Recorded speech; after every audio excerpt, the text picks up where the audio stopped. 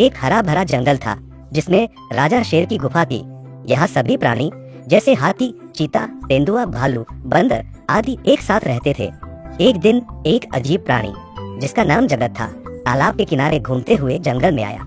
उसके पास 6 पैर, 2 नाक, 3 आंखें, 1 कान और एक छोटी सी पूंछ थी।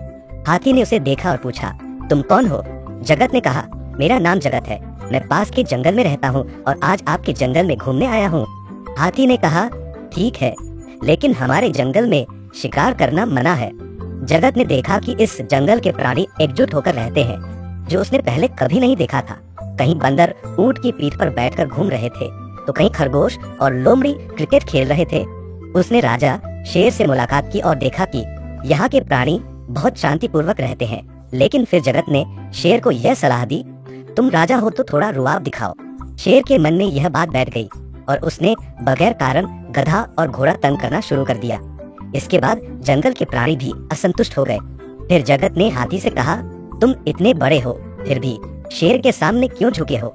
इस प्रकार हाथियों ने जंगल के आसपास अपनी जमीन पर कब्जा कर लिया। इस तरह जंगल 5 हिस्सों में बट गया और सभी प्राणी एक दूसरे से अलग रहने लगे। ऊंट जो समझदार था, उसने देखा कि जगत ने सभी को आपस में बांट दिया है।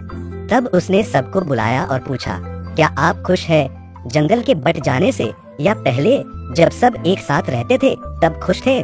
ऊंट ने कहा, एक विदेशी प्राणी ने आकर हमें एक दूसरे से लड़ाया और बंटवारा किया। अब अगर हम एकजुट होकर रहें तो हमारा जंगल फिर से स्वर्ग जैसा बन सकता है। सभी ने ऊंट की बात मानी और एकजुट रहने का वचन लिया। अब वे सब शांति से रहने लगे और जंगल फिर से हरा भरा और शांतिपूर्ण हो गया।